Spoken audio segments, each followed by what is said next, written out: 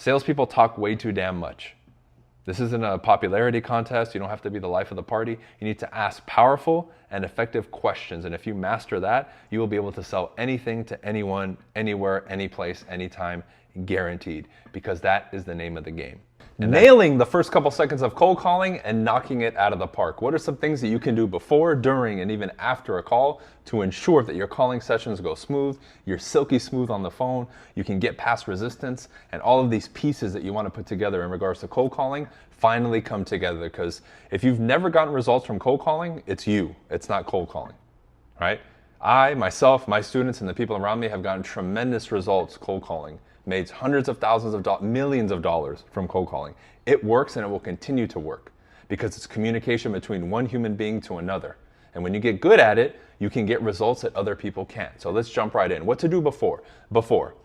Before you guys get on the phone and you start cold calling prospects, you need to, at a bare minimum, warm up for 30 to 45 minutes, meaning you have great role play partners and people that you have hand-picked and selected to drill real life scenarios on the phone. You don't just wake up, crusty eyes and roll out of bed and you make calls. You literally will have to make sure that you prime yourself. And for many of you, it requires more than just the role play. It's going to require a full morning routine. Getting up earlier, maybe exercising to get the blood flowing. If you're one of those people who wakes up groggy and you need 30 minutes or an hour to wake up, make sure you do that. Get the blood flowing, go for a walk, right? Go to the gym, wake up earlier. That way, by the time you start calling 2 or 3 hours later in the morning, you're already chipper and you're ready to go, right? Because remember, the moment you go live on the phone, you have to bring your A game, okay? So do that, get the role play, 30, 45 minutes in, good. Role play isn't, oh, hey man, how's it going? No, you call, they pick up immediately. Hi, is this Jim? Great, boom, you get right into it. That's how we start and prime ourselves. That way, before you even get on the phone, you got the blood flowing, you're awake, and you're ready to go. That alone will transform 90% of you's results. For sure, 100%. Now, let's talk about getting on the phone. Number one, you need a good script. Now, if you need free scripts, type scripts, and I can help you. I have real estate scripts. In my coaching, I teach people how to make their own scripts, but I have resources for you. So just leave a comment free, and I can give you something, right? You need to have a structure because the issue that people have when they cold call initially, if they're not really good yet, is they're still lacking confidence because they don't know what they're going to say. You need to have whatever script you're going to use fully internalized. It doesn't take long. When I got into the real estate business and started cold calling, within a week, I knew my scripts inside and out because I obsessed about studying them and reading them, right? Role playing them, writing them down, reciting them in my mind, making sure I could just, like, you could call me at 3 a.m. Hey, what's line 3 on this script? Boom, I could give it to you. That's preparation. And many of you don't even study your scripts. If I say, hey, what's line number 3 on your script? You can't even tell me. Line number 5, 6, 7, 1, 2. You should be able to say it verbatim. Even if later when we get on the phone, you deviate slightly from your script, it still needs to be 1000% internalized. All these things that I'm naming here in the beginning, y'all, is absolutely under your control. Now, if you need help, you need structure, you need accountability, you need these things put in place for you, then hit me up. I also offer coaching. The link is below. And leave me a comment and we'll chat. But these are the basic necessities that you need to implement, whether by force, whether through your coach holding you accountable, whatever you got to do to implement these things. You should learn your script. If you are a salesperson here watching this and you've been in your industry, real estate or not, for more than 3-4 weeks and you don't know your scripts, that is your fault. You're not putting in enough time and effort. Straight up. Okay? So we have the script memorized. That will give you the baseline of confidence to go on the phone and at least know, hey, I know what I'm going to say. And secondly, it prepares you because when you're not worried about what you're going to say, you can actually listen to the people that you're talking to. And you can be more reactionary and quicker on your toes. Okay? Next step, you call. Okay? The first thing you need to do once you have your scripts memorized is humanize them. A regular script is, oh, hello, is this Mr. Johnson? Hello, Mr. Johnson, my name is Bryan. Click. That's salesperson, right? That language pattern, that syntax is salesperson. How do we change that syntax? Well, think about if you knocked on my door and we were talking, oh, hey, Bryan, what's up? That would be a lot more friendly, right? You need to get that conversational, friendly type of syntax and vibe and tone and implement it to your calls.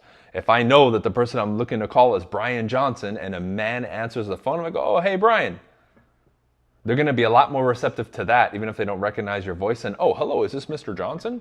The only time you're going to stay that formal is if you're calling a Fortune 500 company CEO, maybe business to business where you're dealing with upper echelon type of careers. Then yeah, you want to keep it more formal because that's the syntax of that world. If you're calling homes or door knocking and you're talking to regular everyday people, stop being so damn formal. This is what kills you guys when it comes to your sales. Is that's what salesy is. It's not the words, it's how you make people feel.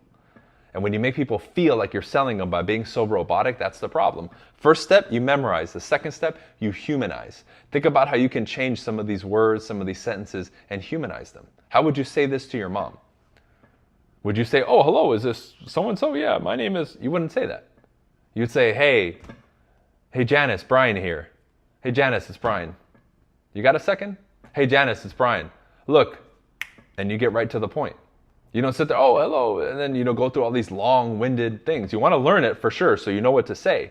But then you have to go through and construct and humanize and change up the syntax of these scripts so when you say it, people don't feel like you're selling them. Now, in the beginning, many of you will struggle with that because you haven't memorized what you're going to say and you're still nervous and it doesn't come out smooth. That will come with time. So you have to be patient to that degree, right? Because mastering cold calling and a lot of these skills takes a lot of time and effort and help and resources. You're not just going to do it overnight or figure it out because you listen to me or listen to some podcast, right? It's going to take a lot of time, dedication, and effort, and you need to prepare yourself for that if you want to be good at this in the long term. I remember at my peak when I was cold calling expired listings in real estate, I was setting an appointment every 7 conversations I was having. I know people that claim they talk to 200 or 300 people in a week and they can't set an appointment. That's a difference in skill. Same scripts that they were using, same methodology, making calls, going door to door. I'm setting appointments and making money. They're striking out. It's a skill issue. That's the problem. Okay? So we have the humanizing the script, right? The second one is you need to, at a higher degree, become much more emotionally intelligent and receptive to people. Meaning you need to turn on your filter in your head through your development of ask yourself this, the moment I hear their voice, what emotional state is this person in? What emotional state is this person in? Because many times you guys just want to say that classic, oh, hi, is this blank? The classic overly enthusiastic salesperson, which sounds like a clown. What if I call somebody and they're more monotone?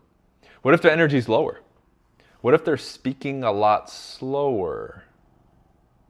You have to pick up on these things. You have to vibe. You have to meet people where they're at energetically or slightly above. If someone's monotone and I come in like this, it's not going to work. Just like if they're super excited, oh, hello, and you come in monotone like this, it's not going to work, okay? Because within that, you have the matching of their energy and their emotional state, but you can also hijack their syntax and their words. If someone says hello, you say hello. If they say hey, you say hey. If they say hi, you say hi. If they always say okay, cool, you start saying okay, cool. Because that breeds familiarity on a subconscious level. It makes people more comfortable with you, right? Basic stuff, guys. But again, you're not going to be able to do this step if you haven't mastered the first stuff. So what you need to do is bookmark a video like this and come back and watch it every day and say, I'm going to pick this one and this one and this one. Or you take a full page of notes on what I'm saying and you pick these things that you're going to work on to improve upon. Because that's how you do it. You have to be selective to improve on these things and very, very specific. Then the game changes, for sure, right? So we have some of these things and we barely started, y'all. And this immediately will increase your results, cold calling, 1,000,000-fold, for sure, okay? Now, let's say you engage with somebody and they're irate. You need to match their level of anger. Right? So when I call, right, like I know when I call an expired or for sale by owner listing in real estate, they're not always going to be upset, but there is a likelihood that they may be, so I'm ready. So if I call and they pick up and I can tell right away they're upset, I'll say a line like this. I'm not the first one calling you today, am I?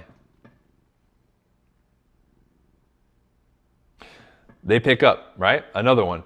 Did you think 6 months ago you were going to be in this position, Bryan? No, I can't believe it. Da, da, da. These are statements that are pattern interrupts, but also get them to talk, and they deviate so much from the syntax that other people use that you're going to warrant a response. But more than anything, you have to match them. If they're pissed off, you got to be pissed off. You got to be kidding me. Really? You're on the market for 3 months and you got no offers? Like, that's how I'm talking to people in the beginning if they're upset. And that's what you need to do too. Oh man, but I'm not comfortable doing that. Then get comfortable. You need to meet people where they're at.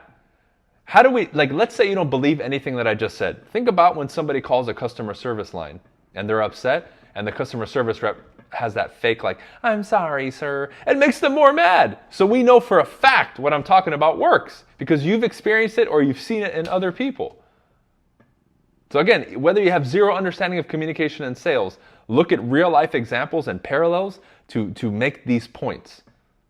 Because I always tell people to never just believe what I tell them. Go out and test it yourself. And this is why I've always said over the last 11 years that I've been making content, the people who go out there and do what I say or walk that path, step by step, they start confirming that everything that I told them was true because I speak from experience.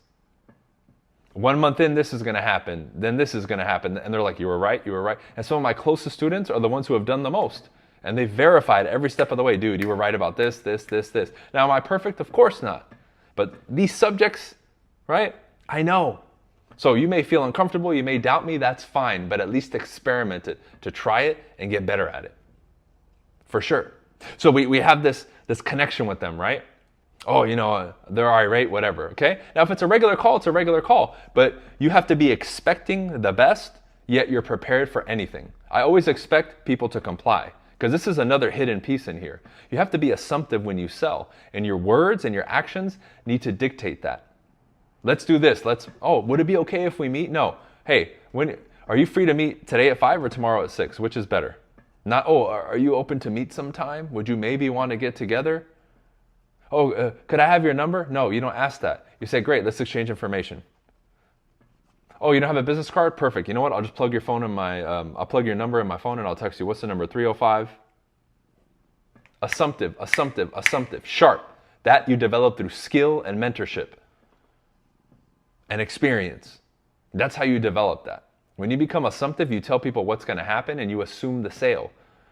So when we look at it from a technical standpoint, there's things that you can do to assume the sale. It's not just a mindset. That's a part of it, sure. Because that would be another question I have for y'all. Do y'all expect people to pick up the phone? Do you expect them to want to talk to you? Or do you expect them to just shoo you away? Every time I call or knock on a door, I expect somebody to talk to me. I'm not considering myself a nuisance or worried if I'm bothering people. That's why many of you come off so apologetic and weak and people just reject you. Because a lot of this is attitude. Do you carry yourself like $1 million when you're out there selling? When I door knock in my suits or I make calls, in my suits, dude, I take what I do serious. I'm not here to mess around. Are you? And if you are, just quit. What's the point? What's the point?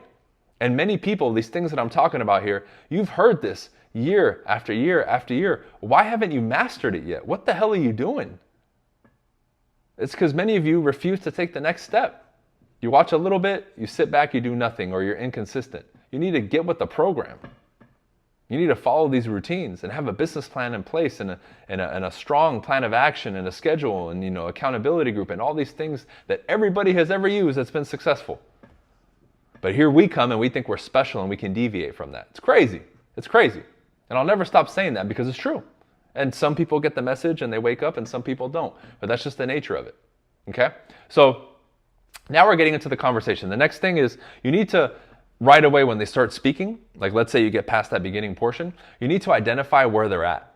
All of you have a script or a dialogue that you follow, and most of them you can break up into sections. Like when I think of the real estate scripts, they're typically like in 3 or 4 sections. So when you hear them talk about something, like if I'm calling a real estate prospect and they start talking about the agent or their previous experience with an agent, I know that there's 3 questions in my script pertaining to the agent. I'm going to pace and lead them, right? You guys need to learn pacing and leading. Pacing means then the next question or topic that I bring up will be in line with what they're thinking and what they're talking about. That's how I pace them. Then I lead by asking the next question and moving the conversation forward. In a simplistic fashion, that's pacing and leading. But it's not just the words, right? It's also your vibe and the emotions and all that. But from a word standpoint and a syntax standpoint, you need to meet them where they're at. Many of you just rifle off the first question of your script and you think that's the right thing to do just because it's 1, 2, 3, 4, 5, 6. Conversationally, you need to meet them where they're at. So if they talk about where they're moving, sure, that's the first part of my script in real estate. If they talk about the agent, that's the middle part. right? They talk about the marketing and all that. It's middle, near the end, right? Like you need to kind of figure it out. Now, again, this is tough for people because in the moment, everything's happening so fast, you're not that skilled yet. Fair enough. Get the skill, put in the time, learn from the right people. Like any of you, if I grabbed any of you who watch this video randomly and I work with you, right? Like let's say you join my coaching within a month, you'd be getting big results cold calling. Then ask yourself, again, if you were dedicated, how long have you been trying or thinking about it? A month, 6 months, a year? What is that costing you? Because you're not taking the next step to learn. Anything I've done in my life, basketball, sales, whatever, I've learned from people big time. Gone to their events, did their coaching, whatever it is. Because I realized that from a young age playing basketball too, that's the way. You get the coach and they teach you. If you want to be great at something. Because again, I told you guys, the whole basis of my channel is if you want to be in the top 5 or 10% of people, business people, sales people, real estate, whatever. I'm assuming you want to be elite and that's why you follow me. So just know that the advice comes from that. If you're just looking to do okay or be average or above average, then I'm probably not for you, right? So meeting them where they're at, that's a big one because then from there, that's how you catch the hook point in the conversation. The hook point is where they finally relax and they'll actually start talking to you and they're not just trying to pull away and get off the phone. Because another mistake that I see is when someone's trying to push away, you chase them. If someone acts like they're going to hang up, don't be like, like where you're just trying to talk fast. Because then from, again, a tonality standpoint, they're pulling away and you're chasing them. And when you chase and they pull, they're going to pull away harder. You need to reverse it and pull away as well. Oh man, I don't have time for this. Well, I have one more question for you, sir. You do something like that, like I just did, a lot of them, you'll see that they'll be waiting on the phone for you to talk because you pulled away. You didn't chase them and go out, oh no, please don't close the door. Oh, please don't hang up. Which is what we normally do, right? Now that one requires a lot of skill and calmness in the moment.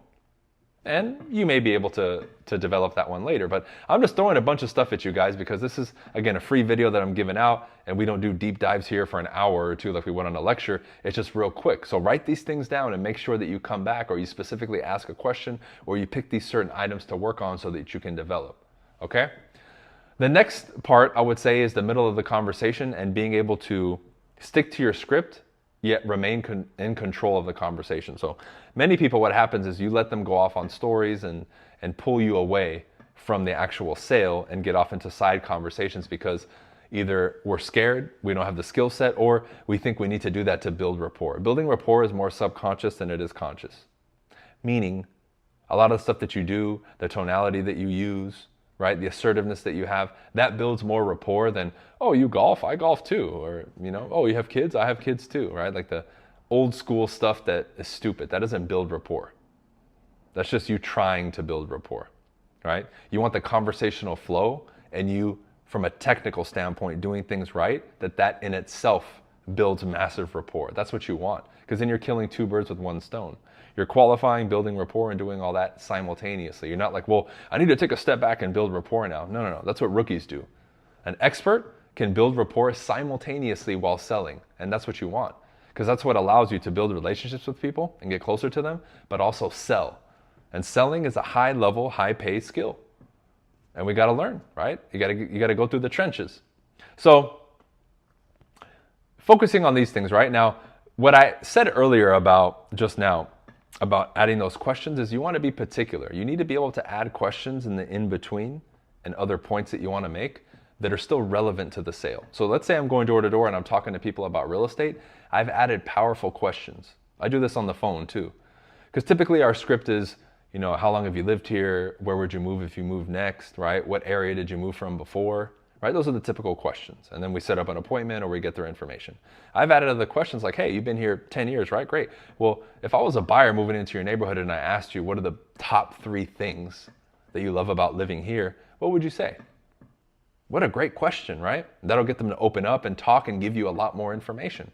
Now, newsflash, that's a great question. You know why? Because if they don't like the neighborhood, they're going to tell you, oh, there's nothing good about living here. Then you might have somebody who's interested in selling who hasn't admitted it to you yet. You see? We got to start thinking ahead and asking better questions to get better answers. Humor is another thing when you get more advanced that you can add. If I find somebody's being standoffish or I want to break the ice, I'm like, hey, real quick before I go, Which one of your neighbors do you not like that you want me to get rid of for you? I'll make sure I sell their house. And usually they laugh. I'll say something like that, right? But it breaks the ice and it gets people talking. Well, hey, before I go, any neighbors you want me to get rid of for you, right? I've never gotten a bad response from that, but that's an extra question that I added. I'm comfortable being humorous, and it works. Now, one other piece that I'm going to give you guys here that's very powerful is creating contrast. If you want people to make decisions, create contrast. What I mean by that is this. Let's say I'm talking to somebody, again, in real estate, and they're like, oh, we want to move in a couple months. You don't have anything there, right? So what I do is I add additional questions to create contrast to get a more definitive answer. So as an example, we want to move in a couple months. Okay, so we're in November right now. Are you looking to be maybe like moved, sold here and moving into your new home like right after the new year? Or would you like to start the process after the new year so you're not moving into your new home until maybe spring, March, April, May? Oh no, we definitely want to be, moved into the new home after the new year, like in January. Great. Well, were you aware that it could take 1 to 3 months to get your home on the market and get it sold? No, we didn't. Great. We set up an appointment. That's how you do it. But if you just go with a couple months, the average salesperson who's a rookie and is not good is going to say, oh, cool. You get their number and you're like, oh, I'm going to follow up in a couple months. And then someone like me or one of my trained students comes along and converts them. And then you see them online selling and you're like, wait, they told me a couple months because you didn't take the extra step. In that case, it took 1 or 2 extra questions to go one more step, created contrast with the time differences in order to facilitate the decision in their mind to give you one. And then hey, if it wasn't until March, great, get their number, follow up. Then you know for a fact they're going to wait. But you have to learn to become more versatile as a salesperson and do things such as creating contrast because it's always question-based. Salespeople talk way too damn much. This isn't a popularity contest. You don't have to be the life of the party. You need to ask powerful and effective questions. And if you master that, you will be able to sell anything to anyone, anywhere, anyplace, anytime, guaranteed, because that is the name of the game. And that is a skill that anybody can develop. I've had students worldwide, young, old, men, women, doesn't matter. I can teach you for sure, but it proves the fact that you can learn and it doesn't matter, right? Cool. All right, guys, I'll end it here. I hope you enjoyed this. I think this is a good little recap for people in regards to cold calling. You may have learned something. You may have been reminded that there's certain things you need to work on. But cold calling and that skill set is universal and it will help you in much more than just real estate. And I highly, highly, highly recommend that you develop it. All right. Salute. Appreciate the support. Thumbs up here. Leave me another comment if you wanted to support the channel. Make sure notifications are on and we'll see you on the next video. Peace.